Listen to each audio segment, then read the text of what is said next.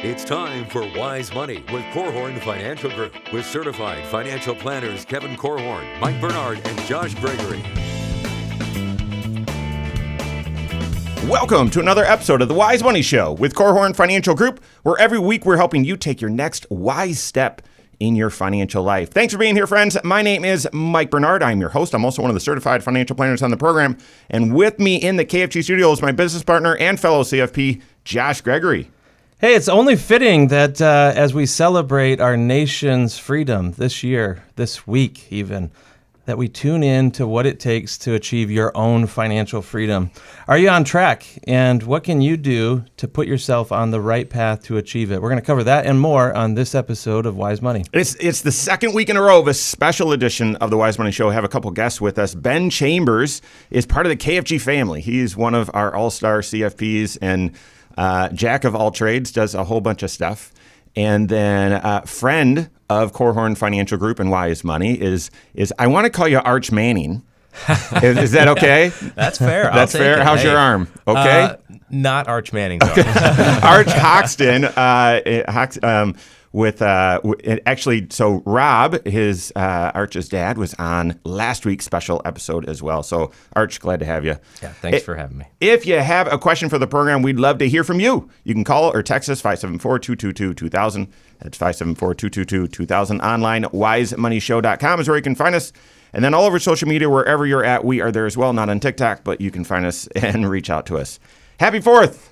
Happy 4th. I hope you had an awesome celebration. Sometimes I fear, early on in my career, I had a client come in after the 4th saying that their neighbors shot some fireworks at their house and their garage burnt down. Oh my goodness. And so I don't know why. I just am fearful of that even at my own house. And so anyway, I hope you didn't have anything like that and you had an awesome celebration. But yeah, as Josh said, only appropriate to pause and just appreciate our nation's freedom and then get into financial freedom. So, all right. As we do so, guys, how would you define financial freedom? What comes to mind?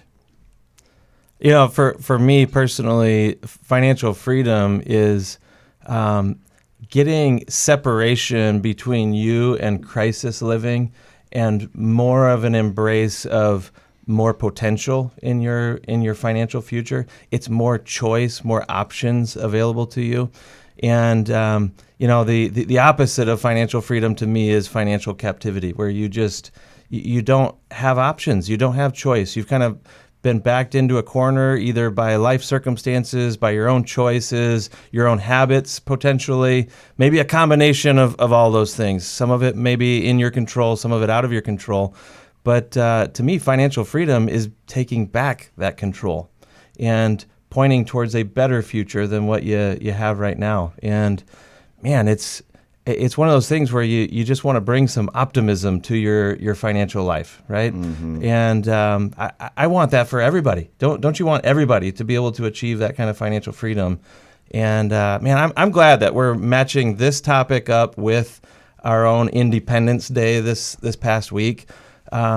Because, man, no matter how you feel about where things are going or the current state of affairs, so to speak, in our country, man, I sure hope that you can pause and have a spirit of gratitude, because there are some good things that we get to enjoy in this nation. And one of them is the ability to go achieve financial freedom in your life. Yeah, I don't talking about financial freedom or talking about freedom period is not controversial at all. It isn't. And yeah, there's we are one nation under God. Okay. And the nation started on the notion of freedom. And so, yeah, Josh, I love that you say that here you can, through hard work and a little bit of luck and continuing to overcome adversity, achieve financial freedom. So guys, how else would you define financial freedom?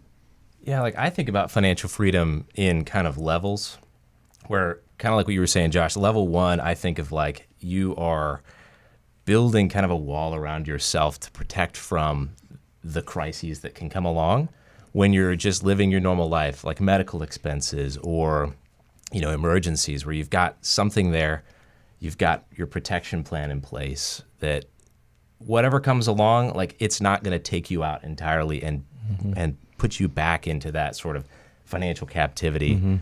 And then levels beyond that are just increasing levels of flexibility and options in your life. That's sort of how I've always thought of it. Because the first thing you got to do, right, if you want to be free, is protect yourself from being put into captivity. And that's sort of how I've always. Yeah, I totally agree, Arch. I think of it as it's not like something you have or you don't have. It really is just a financial journey. And along the way, you are hopefully reducing things that create financial bondage, like debt, like career insecurity, and you're increasing tools that do create financial freedom for you. Yeah. Okay, so choice, that was, kind of one of the components, avoiding financial captivity, financial bondage, having options. I completely agree. Yeah. I don't know why my mind, none of the Wise Money show is scripted. It's just free flowing. And yet as I lay out sort of a direction where we're going to take the conversation. And I don't know why, guys, but early on, before we even talk about, okay, so what are the components of financial freedom? What do you need to do? So that's where we're going. We got to take a pit stop at debt. And I have in front of me the usdebtclock.org. And I'm just watching this thing tick up like my blood pressure.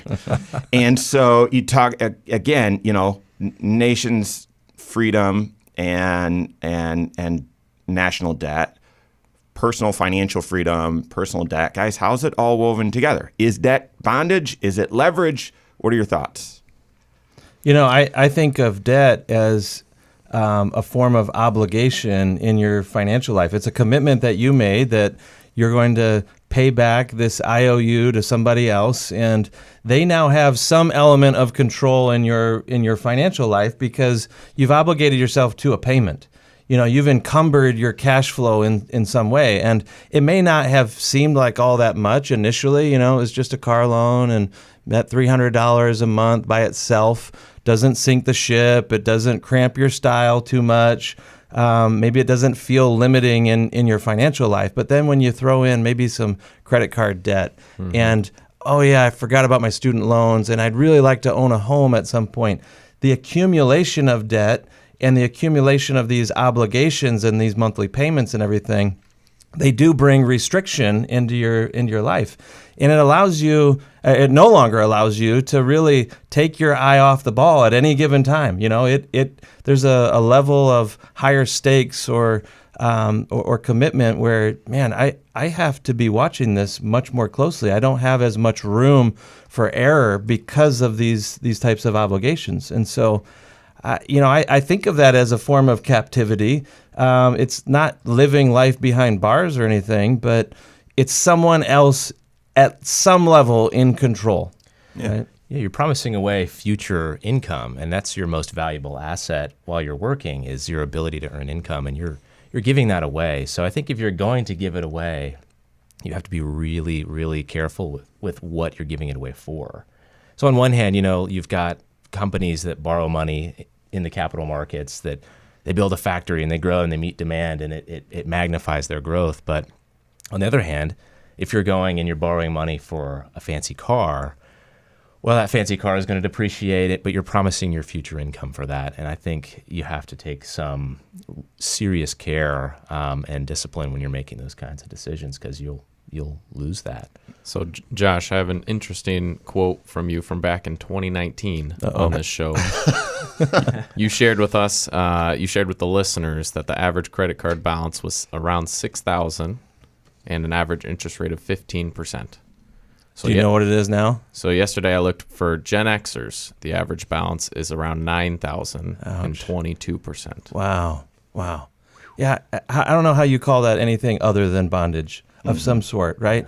You think about the interest payments that are bleeding out of your control, something that, these are dollars that could have been used to help advance your own financial life, but they're really going to line the pockets of some lender somewhere, some credit card company or whatever. And man, to be locked in to those types of payments and that kind of bleeding of money, man, that's a rough spot to be. Yeah, I mean, it's interesting when you build out a budget. Sorry, super geeky, but you're looking at your income, like Arch talked about, and you have your fixed obligations. That's fixed obligations. You've got to pay those things, rain or shine, and so that's the opposite of flexibility. That's the opposite of choice, and debt service is a fixed obligation. Mm-hmm. The U.S. debt service is now $1 trillion a year. Wow. So, all right, talking about financial freedom, how do you achieve it? What are the cobblestones on the path towards financial freedom? We've got that more coming up on the Wise Money Show with Korhorn Financial Group. Hello, YouTube. Thanks for being here. This is the Wise Money Show. What you're watching right now is our weekly 1-hour talk show that airs right here on this channel, 10 a.m. Eastern time every Saturday morning, and also on podcast at the same time as well, but also on a couple local radio stations, which is why the content's broken up into segments and why it's a talk show. Yes. And so lengthy. But good news. All throughout the work week, we have Next Wise Step videos that are right here on this channel every single day, Monday through Friday. And so make sure you hit that subscribe button, turn on notifications so you're aware every time we drop new content. If you like the content, share it as well. We appreciate it. Thank you very much. Okay. Already, Ben, see, I told you, it's just impossible to say everything or even a fraction of what's on your mind. The time just... Yeah, it goes quick. Like water through a goose. We keep as ours the saying goes. Yeah, we keep ours at 15 minutes, and we did an episode on bonds and went like 25. Yeah. And we were like, I don't know if we're going to be able to talk about bonds in 15 minutes, but right. So we redid it and kept it real high level. But yeah, it goes by quick. Yes, it does. Yeah. Then the Next Right Step videos, Lindsay was giving me some feedback recently, and it's like, how you say 8 to 10 minutes? Like they've been 14, 15, like 16. Like they are just getting longer and longer. You need to tighten it up. Blabbermouth, I think is what she said. All right. Any more good content to share about that? I mean, we'll obviously touch on it more as we get into financial freedom. But Ben, was there anything you were really itching to share? Yeah, I think the current housing situation could be worth touching on, whether you're buying your first home or your retirement home. Mm-hmm. Love it. So we'll stop there. So I'll pick it back up. We'll hit that, and then we'll get into building blocks of financial freedom. And hopefully that's a couple segments, honestly. So here we go. As long as it's good. If it's not, abort. I will just we'll start talking about something completely different, investments or something. All right, here we go. Financial freedom sometimes is at odds with leverage. It's at odds with debt. So how do you make responsible choices with buying assets and starting your life, but also not find yourself in financial bondage? We're helping with that right now. This is the Wise Money Show with Korhorn Financial Group. Thanks for being here. My name is Mike Bernard. With me in the KFG studio, special episode, Josh Gregory, and then special guest, Ben Chambers and Arch Hoxton. Every episode of the Wise Money Show is on podcast wherever you listen. Search the Wise Money Show, subscribe to it there, like the content there. We appreciate it. Rate it. That is helpful feedback for us. All right. Well, as we celebrate our nation's freedom with Independence Day just recently, we're talking about financial freedom and how can you then be on the steps towards, on the path towards financial freedom and achieve that one day. Before we get into what those sort of building blocks are or the action steps you can do, and talk a little bit more about debt. Yeah, I think it's important to touch on one of the biggest financial decisions you can make, and when it's purchasing your home, whether it's your first home or you want to get a retirement home. I think with current housing costs, I don't know if you've noticed, but they are higher now than they were, and interest rates are up as well. So I would be very cautious when making that decision because you don't want to get into retirement or start your financial career being house rich and life poor. Yeah. This is one of the headwinds that a lot of, especially younger people, are facing right now because they weren't in the housing market to feel that dramatic increase in values. They didn't benefit from it, so to speak. And they also didn't get themselves, locked into a great mortgage at historical lows like people did 2 or 3 years ago. And I was actually teaching my kids about mortgages here recently, and I busted out. This is how nerdy things can get at the Gregory house. You should have sent me a text. I got 3 more I could have sent over to you. Well, let's do it. I was teaching them how to use the financial calculator Nice. and just the effects of interest rates. And I showed my oldest son just last week, if he was buying a $200,000 house, what kind of down payment that is. That's a bigger down payment on a $200,000 house than a $150,000 house, right? So the cash you need just to be able to kind of get in the game is larger. But then I also reminded him of where interest rates were even just 2 or 3 years ago versus where they are right now. And I showed him the calculation. Like, what is the monthly payment on today's mortgage versus what it might have been a couple years ago? And I didn't have to get real creative to come up with some scenarios where some people are paying double what others were just a couple years prior. Yeah. Right. Yeah. And you think about that, if that doubling of a payment represents $500 a month or $1,000 a month, what is that squeezing out of their life? Right?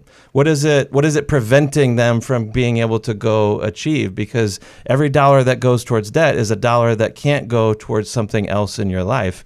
And that's the whole limiting factor here. And I don't know that everybody pauses to think about, when I say yes to this house and this payment, what am I also saying no to? I appreciate, Ben, how you kind of connected that to different stages of your of life. Yes, early on in your career, you got to figure out where you're going to live, and you want to buy a house and all that. And housing affordability is really stretched at the moment. But later in your career, maybe even right before retirement, the house is tired. You've got all the dents and bruises from where you raised your kids and all the damage that they cause. And maybe you're thinking, no, at retirement, we're going to get a nice place, one that doesn't have, require as much maintenance and all that. And unbeknownst to you, step closer to financial bondage or limit your choice because of how much that house costs. And the idea here, guys, isn't to, sacrifice everything. No, it's balance. And work with your CFP as you're making those decisions to ensure that you don't get out of balance, right? And I don't know if you guys have been asked this question, but with the home purchase decisions right now, I've been asked multiple times, do I assume, I know I'm getting a 7% interest rate right now, but surely that will go down in a few years and I can just refinance and then my plan works. Don't call me Shirley, first of all, and second, I mean, Josh and I, we go down in history as some of the worst predictors of interest rates ever. That's right. Because it's our specialty. For actually, our entire career, Josh and I have been saying, well, interest rates have got to go up at some point. You can't expect this 4% forever. You can't expect 3.5% forever. You can't expect 3% forever. You can't expect 2.5% forever. And we've been wrong. So, careful. If you're assuming that, oh no, it's a boomerang. We're at 7% now. Give it 18 months, we'll be back at 4%. Careful. Well, when you've got, and probably many listeners remember not long ago when interest rates were much higher than they were today.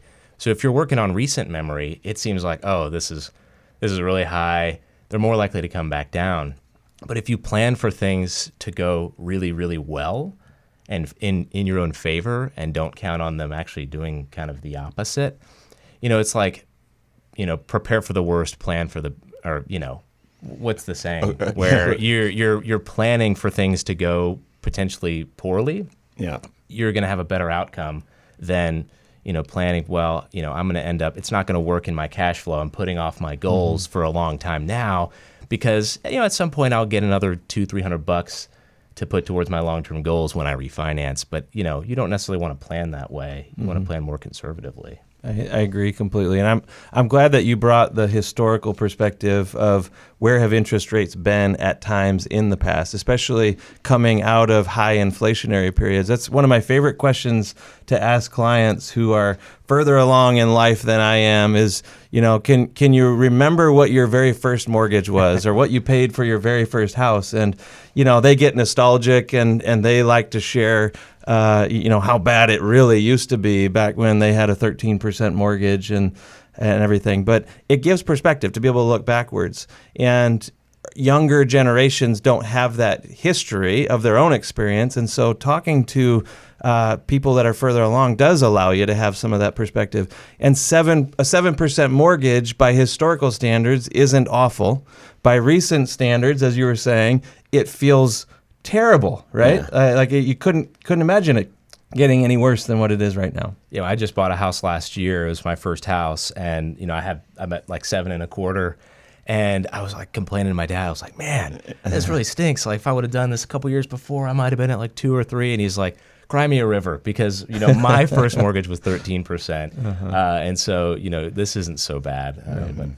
Well, it's interesting. So let's weave this into open discussion here. What are the building blocks to financial freedom? And here's how I'm tying that together. Well, is the building block to financial freedom, well, you got to have a really low interest rate. You have to, otherwise you can't get there. Yeah. Or is it, well, you got to have really good income. I mean, high income means you're going to be able to have financial freedom. But if not, what are the cobblestones that pave the path towards financial freedom? To me, one of the very first and most foundational things that you can put in place in your financial life is an emergency fund. It's cash. It's the ability to bounce back from the unexpected things in life, and especially if you're a homeowner, because good grief, your house will give you plenty of problems, right? Yep. The joys of homeownership, as we often say, are not very joyful, actually. Mm-hmm. And you just have more things that can break, more things that can go wrong, and so you want to have cash to be able to separate you from crisis mode. Josh, right? Is your basement back together yet? We're getting there. Okay, we're getting there. Because that's the thing. Like, that's not, Josh is such a geek and that's why he's saying this. No, this is, he made one homeowner's insurance payment before he had his first claim ever, right? And then now you've had a basement flood. And so, gosh, it's challenging. Absolutely. So having that emergency fund gives you flexibility. So Arch shared earlier sort of those tiers or stages of financial freedom. He said the first one was a wall. I would say a moat might be better, because I want to be able to look past the wall personally. If I'm building my financial house but you've got a moat. Well, what is that moat? Absolutely a component is cash and having that emergency fund. One example in the Bernard household, we were, and we're going to get into this a little bit more in a few moments, but we were planning a really big trip that we'd been saving up for years. And it was when the kids were littler. And right before we went, we'd been having this issue in the house. And right before this trip was coming up, we finally found out the problem. There was an infestation in our house of squirrels, requiring the roof to be completely redone. And the ability to navigate that financially was challenging, but we did so because of the financial freedom that we had. So what are the other components of financial freedom? We've got that and more coming up on the Wise Money Show with Korhorn Financial Group. All right. Went a little long there. I was trying to stretch it out to get us there, but all right. We're just scratching the surface, so we've got a lot more to hit here. How did you get rid of the squirrels? I don't remember. Okay, a little bit more bonus content for YouTube. Here's how we found out about the squirrels. Every time we went into sort of the front office area, it smelled like cat urine. Wow. And here's the issue. We didn't have cats. Not at that time. And we had previously had cats in the old house and all that. And so we thought, well, what's the furniture? Cats must have somehow peed on it and it's here. And no, that wasn't the issue. And so then we saw squirrels running around on the roof and we're like, wait, what? And then it was just, it was wild. But here's the thing, and I'm gonna get back to it in the program. The 3 bank account system. I mean, did we so replacing the roof or the furnace or the water heater? I mean, when you have to write a big check and make an improvement to the house, I would want you to have some sort of enjoyment. With those things, you get no enjoyment. That's right. Like it's just all of a sudden a bunch of money's gone. Yeah.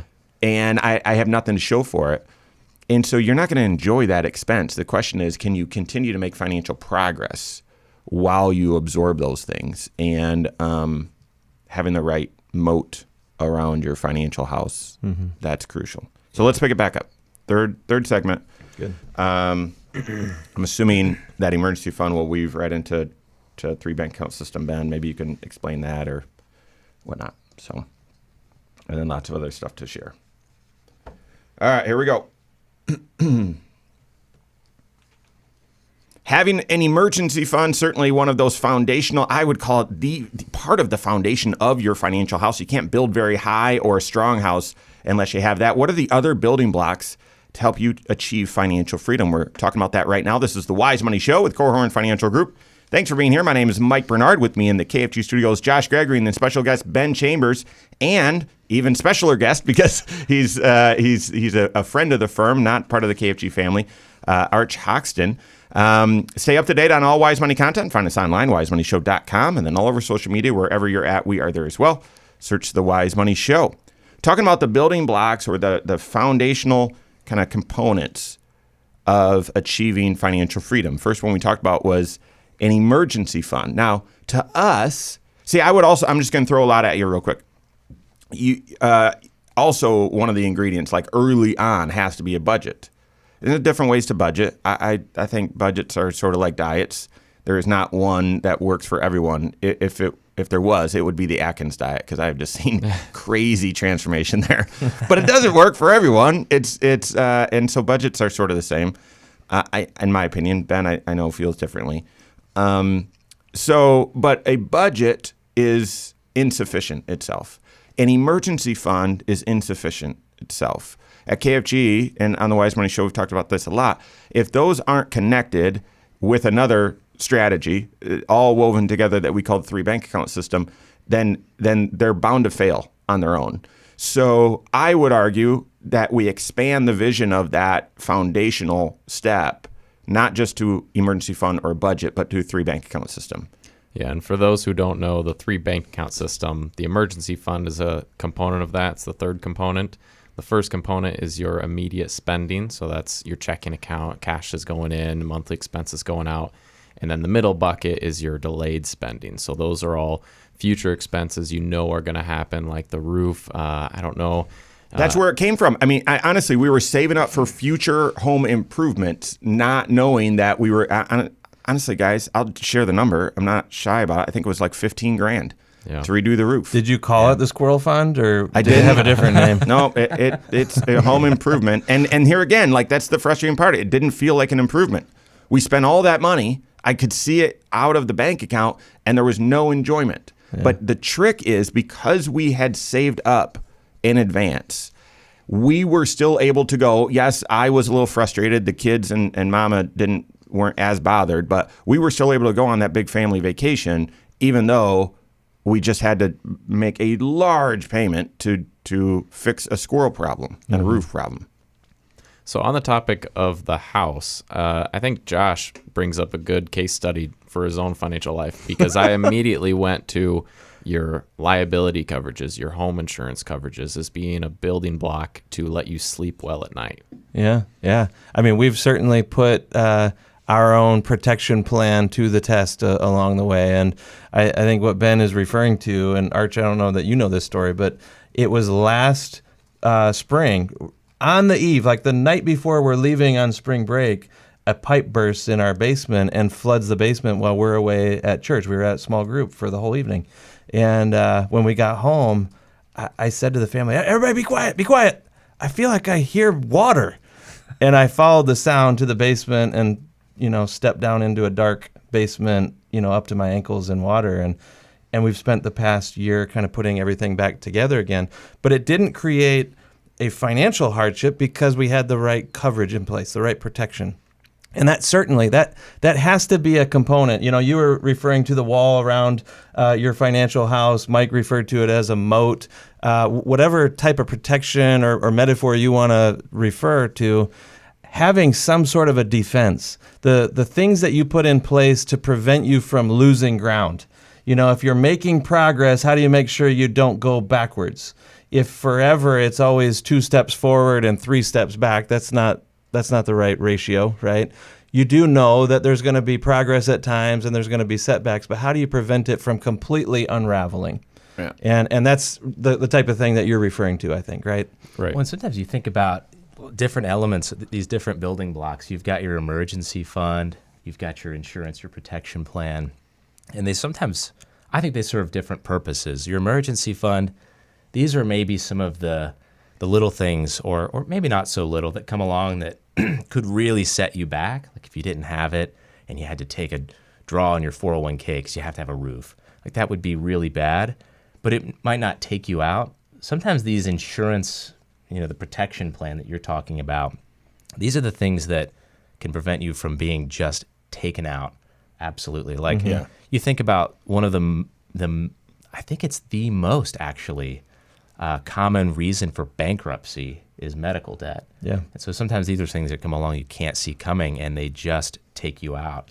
Yeah. And having, insurance as a part of your moat or your wall, I think is really, really critical for the catastrophic you think stuff. about the tragedies that can happen in life, the death of a spouse or a loved one, a major breadwinner in the household, or maybe they don't pass away, they're disabled and can't generate that income anymore. Loss of income can be something that you don't bounce back from, right?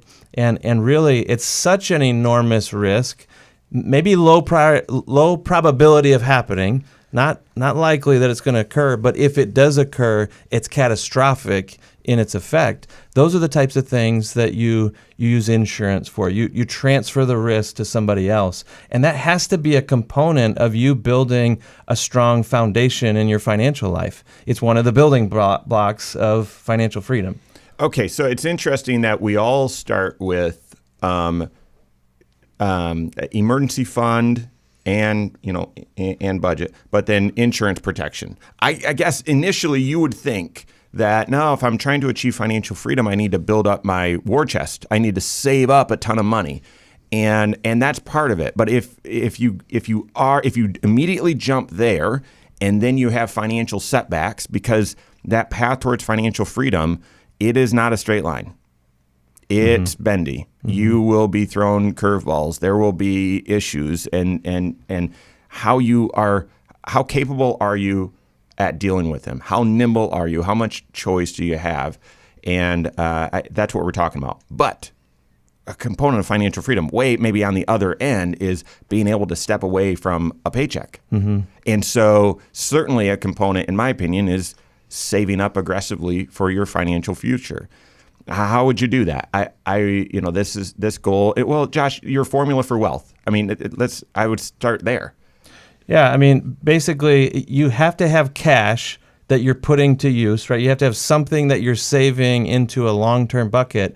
Those dollars have to be put at risk somewhere. So it's cash plus risk, because you're not going to save your way. You're not going to pile up money under your mattress or in a safe in the basement or something like that and have it accumulate to enough money for you to achieve financial freedom.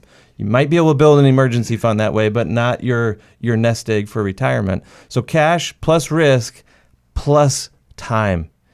And time is really your most valuable asset when you're first getting started in your career.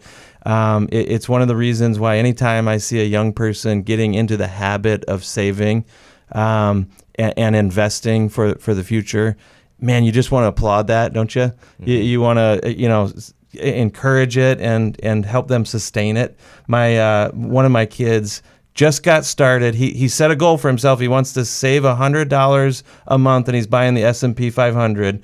An exchange traded fund every month, and I'll get a text from him every once in a while, and he'll say, "Dad, can you invest my $100 right now?" At 5 years old? Yeah, right. You're just kidding. He's 15. Okay, but that's a pretty significant sacrifice for him.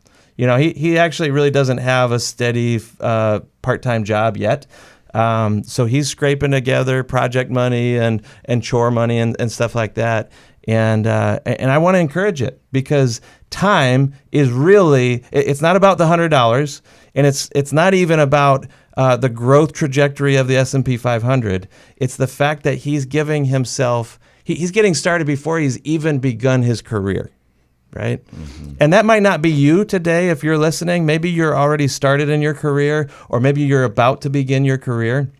What if every day moving forward or every month moving forward, you were setting aside a small portion of today's earnings that you're going to defer into the future? You're going to let those be about the 75-year-old you. That's the person who's going to enjoy that money. And they will enjoy a much larger pool of money if you give it the time and you put the money to risk. I completely agree. That path, again, that we're talking about towards financial freedom is absolutely paved with long-term savings. But the point we're trying to make is I would start that as early as possible while you're building that emergency fund, while you're trying to get the right insurance protection in place. Don't avoid that. Don't save that for the end. We've got more coming up here on the Wise Money Show with Korhorn Financial Group. All righty. Fourth segment. Crazy. That was quick. Yeah. You never told us where the vacation was. That you were going Disney. to. Yeah. Disney? Oh, yeah. Yeah. Had to be. All right. What were the hints? Mike was talking. Big and expensive. Big, expensive. Kids were Had young. to save up for it. Took years and years. Yeah. Most expensive place on earth. Yeah. That's our catchphrase. Okay, so fourth segment. What else? I feel like we still need to circle back to, I know we talked about debt already, but how do you get out of debt? Even just mentioning a debt snowball is important, because eliminating consumer debt and eventually eliminating all debt is one of the stages or the mile markers, if you will, towards financial freedom, I think. Yeah. Yeah. So Another one might be discipline too, because I think that's sort of that key internal ingredient where, you know, that's one thing. You can know all the right steps, but if you don't have the discipline to put it into place. Agreed. Yeah. Okay, so fourth segment, we'll see how long that goes. I might interject American Dream sort of comments there, either within it, or if we are wrapping up around 5 minutes with this and I feel the conversation is drying up, then we'll pivot there. We'll see. So On that, today is the anniversary of D-Day. yeah. oh, Yeah, wow, for 80 they years. were recording. Yeah. Yeah. Yep. Okay. Okay. So fourth segment, here we go. Ben, do you have stuff to share if I launch into American Dream? Are you prepared to take it? I wouldn't say there's a ton there. More of just, everything you hear on social media might be the American Dream is dead, but just providing some confidence that no, there's plenty of hard work is still going to get you there. Got it. All right. Here we go. Thanks for being here. This is the Wise Money Show with Korhorn Financial Group. My name is Mike Bernard. With me in the KFG studios, Josh Gregory, special guest, KFG team member, financial planner, Ben Chambers, and friend of the show, friend of the firm, Arch Hoxton. Every episode of the Wise Money Show, as well as a lot of other content, is on the YouTube channel. Go check it out. Well over 1,000 videos. We've talked at length about financial freedom and in the 3 bank account system. Talked about that earlier. But so what are sort of the steps that you can take? Well, make sure you go to the Wise Money YouTube channel and check it out. Lots of content right there. So subscribe to the show. Turn on notifications so you're aware every time we drop new content. You can share content there. Really easy to do. So we appreciate that. Okay, guys, still talking about the building blocks to financial freedom, and we left off with saving up for the future. And the trick is while you're attending to kind of building your financial foundation, if you see that long-term savings as that's sort of the second floor. I've got to do this stuff first, and I'll get to that later. You're going to walk right into one of the most common phrases, I believe the most common phrase we hear from new folks when they come into KFG, and that is, I wish I would have started sooner. And it goes back to that formula for wealth that Josh mentioned. Time can be your most valuable asset when you're saving. So if I could just give you something tangible, I would want you to start saving 15% towards retirement from your first paycheck. It's a lot, I know. that was going to allow you to get the full company match. Most people think, well, no, at least get the full company match. Now you can do more than that, and so try to get to 15%. If you can't get there, get as far as you can go, and then stretch a little bit further, and then increase it 1% each year. And I would do that right now, and make sure that that's in balance and in concert with all 6 areas of your financial life. There's maybe a group of listeners today, though, who should maybe inject another action before going all the way to 15%. Yes, I agree. Make sure that you're saving into your retirement plan at work and getting all of the company match, but that isn't enough by itself to get you to retirement or get you to financial freedom. However, there may be an even better investment, so to speak, for those dollars, or a better application for this free cash flow on an ongoing basis. And it may be if you have some consumer debt in your financial life. Ben, you were citing some statistics way back in the first segment of this show, and you said, what is the average credit card balance for, was it for millennials or Gen X? Gen X, okay. Yikes. That's you, Josh. That's personal here. So Gen X has, what was it, $9,000? Around $9,000. Yeah. $9,000 at what interest rate? 22%. 22%.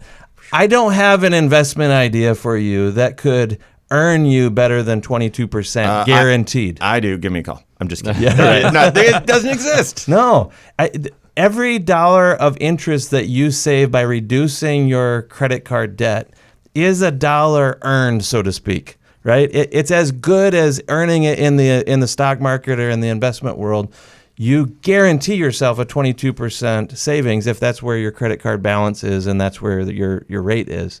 And so for a lot of people, eliminating the consumer debt, some of it may have some regret attached to it. You just want it to go away anyway. But either way, it is that drain on your cash flow. And for you to be able to get to 15% of saving for retirement, or long-term goals, you have to get some margin in your budget. You got to free up some cash flow, and one of the best ways to do it is eliminate the stuff that you wish wasn't there anyway, like your debt payments. Okay, so Arch, you mentioned during the break that ties right into the D word. Yeah, discipline. I mean, because you can know all the right things to do. You could say, all right, I know I need to pay off debt. I know I need to start, working towards maybe 15% or more. You can know I need to get an emergency fund, but then it's actually putting it into action, and you have to do it consistently, because it's going to be it's so easy to just keep throwing stuff on the credit card. Oh, I really want this. But nothing good comes without some sacrifice, and so you have to sacrifice a little today for that financial freedom tomorrow. And so discipline is a really key ingredient there, and there are ways to hack it.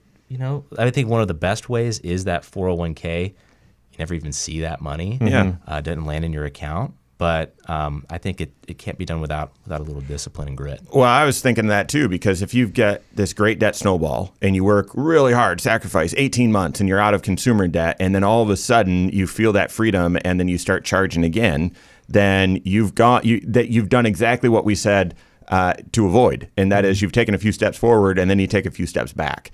And so I would say discipline, as well as skill and maturity, is needed to handle money and help build wealth. And you might be 5 stars in each of those categories, and if so, fantastic. If not, working with a certified financial planner, a financial coach, a financial guide that can help you clarify what those goals are financially, however you define financial freedom, and then help kind of chart that path for you and hold you accountable, help you with that discipline. Definitely. Yeah, I think about yesterday we were going over some cases that did have some consumer debt, and we were reminding ourselves our goal as financial planners is to be cautious of just treating the symptom and not the root of the issue, because there can be some quick short-term fixes you can do, but they may just come back if you don't have discipline. Right. Love it. Right. Love it. We're humans. We're all subject to the human condition, and navigating that in some ways for many people it probably ought to be the first step. Is how do I deal with this in such a way that I won't wind up right back where I started or in worse shape. I mean, so you get that debt snowball, taking care of consumer debt, and then the credit card or consumer debt avoidance system is the 3 bank account system. That's right. So, Yep. all right. So just to recap, the road to financial freedom, where you've got more choice, you've got more flexibility, and you don't have financial bondage. Having an emergency fund, but woven with a 3 bank account system that has a budget. Having the right liability protection so that as risks come up, they don't derail your financial life or the progress you're making. Save aggressively for your financial future, pay off and avoid consumer debt, and have discipline and even a guide, a financial coach. I know there's more to it. Oh, go ahead. And with all that stuff that's going through my head is I would always tell a client to keep it simple. Only add complexity when it's really worth it. I think of a client that came to us about a year and a half ago, and they met with a advisor, and they were sold a portfolio of products that didn't provide a ton of flexibility or financial freedom, right? Thankfully, it wasn't too far gone. So over the last year, we've created a plan to kind of unwind from some of those things. But I would just make sure to keep things simple and add flexibility where you can. Love it. Love it. Yeah, completely agree. Some of the most simple advice came from Kevin Korhorn. Could have been my first day or first week as a financial advisor. Having him as a mentor, there was always some kind of good nugget. But he said, it really can be as simple. If achieving financial freedom could be wrapped up in just one phrase, it's live on less than you earn and invest the difference between what you spend and what you earn. And because you can't save your way there, as we said earlier, you're not going to achieve financial freedom if you're spending every dollar that you earn. You have to have some sort of goal achievement dollars and then systematically put it to use. I love, and I want to kind of highlight what Arch was saying earlier about the need for discipline. And the only thing better than discipline is automation. And that's that life hack that you were talking about, putting things on autopilot as much as possible, right? That's what allows you to make a wise choice once and then get the results or the benefits of it over and over again. And that ultimately is the benefit of doing financial planning, right? I mean, this is a show about financial planning. And how do you get to financial freedom? You have a plan. We were talking about the American dream, at one of the breaks and everything. And I had actually recently looked up, where did that phrase come from originally? It was coined by an author in 1931, in the deepest part of the recession. And he said the American dream is that everybody has the opportunity to have a better and richer and fuller life based on the opportunities that are afforded to them because of what they go achieve or what they go plan for their life. So maybe the very first step, the first building block for you is to go get a coach that will help you get started on that plan. Because that is alive. It's achievable today. It's still achievable. So, Ben, thanks for being here. Arch, appreciate it. Thanks for being on the show today. That's all the time we have for today. On behalf of Josh Gregory, myself, Ben Chambers, all of us at Korhorn Financial Group, have a fantastic weekend. We'll see you next Saturday for the Wise Money Show with Korhorn Financial Group. Securities offered through Silver Oak Securities, member FINRA/SIPC. Advisory services offered through KFG Wealth Management, LLC. Doing business as Korhorn Financial Group. KFG Wealth Management, LLC and Silver Oak Securities Incorporated companies are unaffiliated.